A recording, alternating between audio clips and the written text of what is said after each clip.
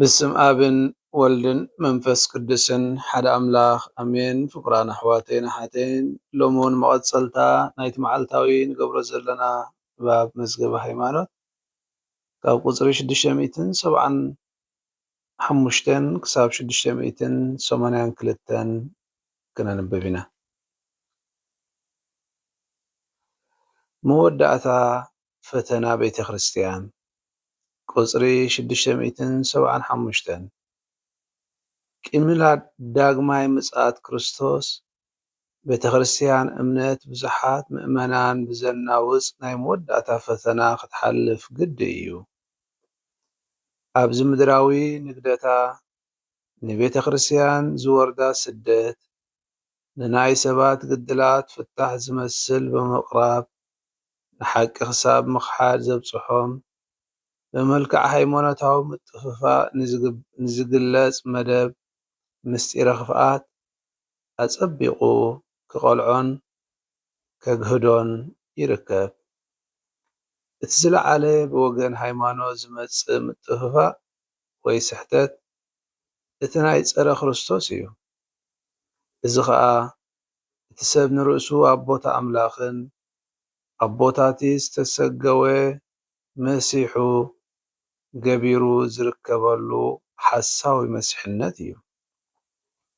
ቁፅሪ 676 ኪንየው ታሪኽ ኣብቲ ናይ መወዳእታ ማሕለቕታዊ ፍርዲ ጥራሕ ብተግባር ክጭበጥ ንዝከኣል መሲሓዊ ተስፋ ኣብዚ ታሪኽ እዚ ክጭበጥ ኣብ ዝመባፅዓሉ ኩሉ ናይቲ ፀረ ክርስቶስ መሲሓዊ ጥበራኡ ስራሕ ኣብዚ ዓለም እዚ ጀሚሩ ማለት እዩ።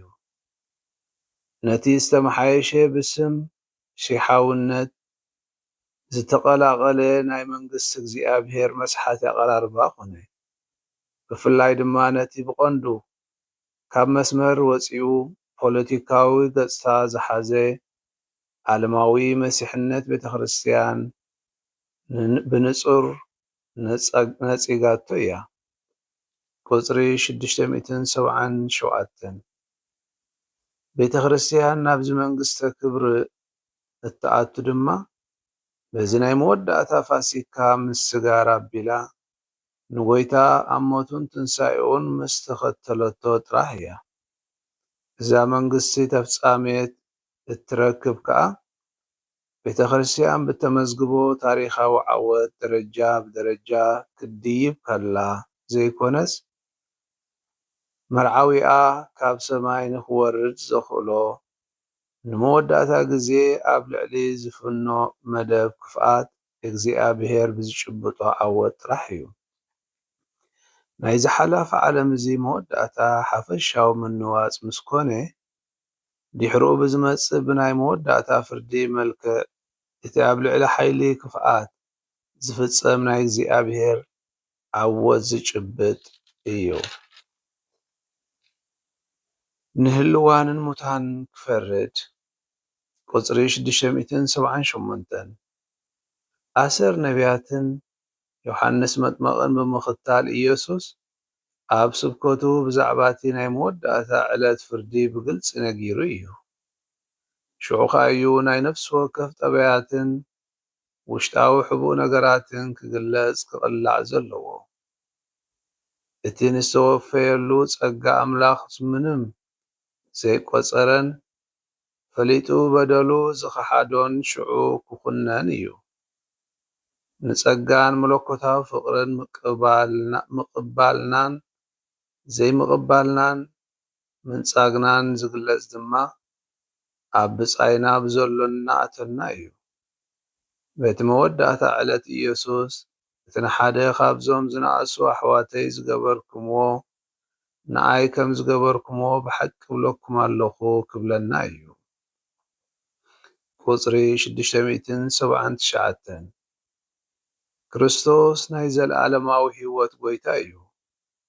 ከም መጠን ናይ ዓለም ቤዛ መድሕን ኣብ ልዕሊ ናይ ሰባት ተግባራትን ልብታትን ወሳኒ ዝኾነ ፍርዲ ክህብ ሙሉእ ስልጣን ወይ መሰል ኣለዎ። ንሱ ነዚ መሰል እዚ ብመስቀሉ ጨቢጥዎ ኣቦ ኩሉ ፍርዲ ንወልዲ ሂብዎ እዩ። እንተኾነ ወልዲ ከድሕንን ነተዘላቶ ሕይወት ክወፍን ደኣ እምበር ንኽፈርድ ኣይኮነን መጺኡ። ኣብዚ ህይወት እዚ ንመደብ ጸጋ ብምምጻእ ሓደ ሰብ ኣብ ልዕሉ ባዕሉ ክፈርድ ይርከብ። ከም መጠን ተግባራቱ ይፍደ። ነቲ መንፈስ ፍቕሪ ብምንጻግ እውን ንዘለዓለም ርእሱ ክኹንን ይኽእል እዩ። ብሓጺሩ ቁጽሪ 680 ብቤተ ክርስቲያኑ ኣቢሉ ክርስቶስ ድሮ ኣብ ዓለም ይነግስ ኣሎ። እንተኾነ ኩሉ ናይዚ ዓለም እዚ ነገራት ጋና ንኣኡ ኣይግዛእን ዘሎ። ብዛዕባ እቲ ካብ ወገን ሓይሊ ክፍኣ ዝመጽእ ናይ መወዳእታ መጥቃዕቲ ድማ ናይ መንግስቲ ክርስቶስ ዓወት ኣይክጭብጥን እዩ። ኣብ ጉዕዞ ታሪኽ ቁጽሪ 681 ኣብ ጉዕዞ ታሪኽ ስርናይን ክርዳድን ብሓደ ከም ዝዓብዩ ሰናይ ኣብ ልዕሊ ክፉእ ዝረኽቦ ናይ መወዳእታ ወሳኒ ዓወት ንኽጭብጥ በቲ ናይ መወዳእታ ዓለም መዓልቲ ፍርዲ ክርስቶስ ብኽብሪ ክመጽእ እዩ።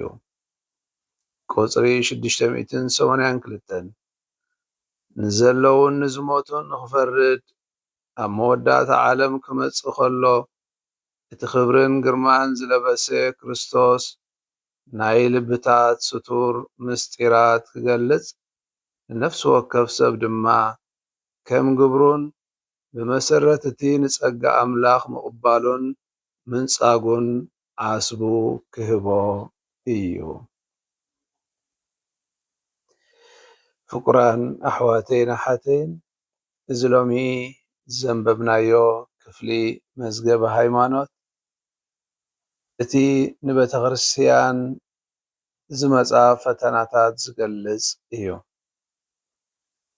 ቤተ ክርስቲያን ዳኛ መሃሪት ብምዃን ኣብዚ ምድሪ እዚ ንደቂ ሰባት ናብቲ ናይ መወዳእታ ዓላማኣ ዝኾነ ክርስቶስ ንምብጻሕ እትቃለስ ኣካል እያ።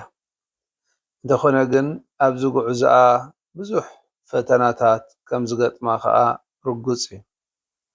እቲ ናይ መወዳእታ ፈተና ኢሉ ኣብዚ ዘንበብናዮ ክፍሊ መዝገበ ሃይማኖት ካብ ቁጽሪ 675 ክሳብ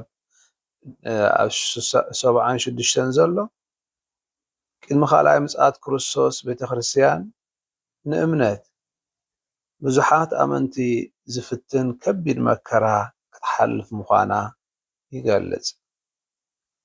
ሓደ ዓብዪ ናይ ሃይማኖት ጥልመት እንብሎ ኸኣ እቲ ሪሊጅየስ ዲሴፕሽን ከጋጥም ይብለና። እዚ ድማ ሰባት ብዘይ እግዚኣብሔር ብናይ ገዛእ ርእሶም ጻዕሪ ጥራይ ሰላምን ድሕነትን ከም ዝረኽቡ ዘምስል ናይ ሓሶት ትምህርቲ ወይ ድማ ፀረ ክርስቶስ ዝኾነ ትምህርቲ ዝለዓለሉ እዩ። ስለዚ እዚ እቲ ዝዓበየ ውድቀት ናይ ወዲ ሰብ ክኸውን ዝኽእል እንታይ እዩ ዝብለና ዘሎ ሰብሲ ናይ ገዛእ ርእሱ ኣምላኽ ኮይኑ ክስምዖ ከሎ ኩሉ ክገብርን ኩሉ ክኽእልን ሓይሊ ከም ዘለዎ ገይሩ ንገዛእ ርእሱ ክሓስብ ከሎ ሎሚ ሕልፍ ሓሊፉ እቲ ናይ AI ኣርቲፊሻል ኢንተሊጀንስ ንብሎ ሓደ ከምኡ ዝዓይነቱ ፍጡር ወይ ብኢድ ሰብ ዝተሰርሐ ኣምላኽና ኢልካ ናይ ምምላኽ ደረጃ ከይተረፈ በፂሕናሉ ዘለና እዩ። ስለዚ ወዲ ሰብ ገዛእ ርእሱ ምስ ኣምላኽ ዘመዓራርየሉ ኩነት እቲ ዝዓበየ ውድቀት ንሱ እዩ። እንተደኣ ምልስ ኢልና ታሪኽ ክርስትናና እንተሪእናዮ ታሪኽ ፍጥረትና ብሓፈሽኡ እውን እግዚኣብሔር ንኩሉ ሰናይ ምስ ፈጠረ ሰይጣን ግን ክንዲ ኣምላኽ ክኸውን ስለ ዝተመጣጠረ ውድቀቱ ዝዓበየ ኮይኑ ተረኽበ። ስለዚ ኣብ ጉዕዞ እምነትና ንቤተ ክርስቲያን እቲ ዝዓበየ ፈተና ክገጥማ ዝኽእል ወይ ድማ ንውድቀት ወዲ ሰብ ናብ ዝለዓለን ዝኸፍአን ደረጃ ከውድቆ ዝኽእል እንታይ እዩ? ተዓቢዩ ንገዛእ ርእሱ ኣምላኽ ገይሩ ምስ ዝሓስብ እዩ። ስለዚ ምስ ኣምላኽ ዝመጣጠር ሓይሊ ኣሎኒ ኢሉ ዝሓስብ ዝዓበየ ውድቀት እዩ። ብትዕቢት ወይ ብሓይሊ ኣይኮነን፣ ዓወትና ብመስቀል እዩ። ቤተክርስትያን እምበር ናብ መንግስተ ሰማይ እትኣቱ ከም ጎይታኣ ብመከራን ሞትን ትንሣኤን ሓሊፋ ጥራሕ እዩ። ቤተክርስትያን ክንብል ከለና ግዙፋዊ ህንፃዊ ጥራሕ ዘይኮነ ነፍሲ ወከፍና ኣብ ውሽጢ ኣለና። ስለዚ ነቲ ናይ ዓወት እንጭብጠሉ በቲ ስቃያትን ሕማማትን ስቕለትን ሞትን ብምሕላፍ ብትንሣኤ ኣብ ልዕሊኡ ዓወትና ምጉንፃፍ እዩ።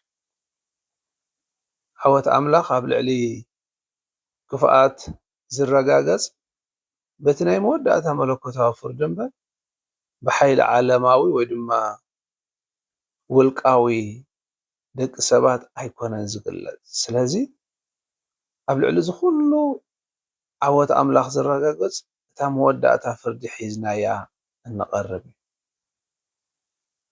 ምክንያቱ ክርስቶስ ፈራዲ ዳኛ ናይ ኩሎም ህያዋንን ሙታንን እዩ። መወዳእታ ዓለም እንታይ እየን ዘለዋን ኣርባዕተ ነገራት እየን ዝፅበያና ካብዚ ምድሪ ክንሳገር ከለና ሞት፣ ፍርዲ፣ መንግስተ ሰማይ፣ ገሃነመ እሳት። ስለዚ ኣብ መወዳእታ ዓለም ጎይታ ክፈርድ ክመፅእ እዩ። እቲ ዝተሓብአ ምስጢር ልቢ ሰባት ንኣምላኽን ንብፀቶምን ዘጉደልዎ ፍቅሪ ወይ ድማ ዘርኣይዎ ፍቅሪ ወይ ዝፀልእዎ ወይ ድማ ብክፉእ ዝቀረብዎ ዝግለፀሉ ሰዓት ዝመፃሉ እቲ መወዳእታ ፍርዲ ንብሎ ዘለና። ክርስቶስ መድሓና ከዓ ስለ ዝኾነ ናይ ምፍራድ ስልጣን ኣለዎ። ኮይኑ ግን ነፍሲ ወከፍ ሰብ ነቲ ኣምላኽ ዝህቦ ፀጋ ብምቕባል ወይ ብምንፃግ ንርእሱ ባዕሉ እዩ ዝፈርዳ። ስለዚ ኣምላኽ ፈራዲ ስለ ዝኾነ ጥራሕ ዝፈርደና ዘይኮነ እቲ መወዳእታና እንታይ ምዃኑ ነጊርና እዩ። ኣበየናይ ፍርዲ ንክንፀንሕ ንደሊ ከዓ ናትና ምርጫ እዩ፣ ናትና ውሳነ እዩ። ምክንያቱ ንሱ ፍትሐኛ ኣምላኽ እዩ። ዘይግባአና ዘይህበና ዝግባአና ከዓ ዘይከልኣና። እቲ ኣብ ፀግኡ ተኣሚንና ኣብዚ ምድሪ እዚ ብሂወት ከለና ክንመላለስ ከለና ክነዕርዮ ዘለና ንኣምላኽ ሓይሊ ዝለመናሉ ግዜ ግና ኩሉ ረድኤቱ ዝህበና ኣምላኽ እዩ። ስለዚ ነዚ ሎሚ ዝረኣናዮ ክርስቶስ ኣብ መወዳእታ ዓለም ብክብሪ ክመፅእ ምዃኑ ሰናይ ካብ ክፉእ ዝፈላለ ናይ መወዳእታ ፍርዲ ክኸውን ከም ዝኾነ ድሕሪ እቲ ፍርዲ ከዓ እግዚኣብሔር ኩሉ ኣብ ኩሉ ክኸውን እዩ። እቶም ብፅድቂ ዝነብሩ ድማ ናይ ዘለኣለም ክብርን ሰላምን ክወርሱ እዮም። ገፁ እናረኣዩ ድማ ዘለኣለም ሓጒሶም ክነብሩ እዮም። እቶም ነቲ ንሱ ዝበሎም ብዝግባእ ዘይገበሩ ከዓ ኣብ ቅድሚ ኣምላኽ ክቆሙ ስለ ዘይክእሉ ካብ ገፅ ኣምላኽ ተኸዊሎም ክነብሩ እዮም። ክልቲኡ ምንባር እዩ።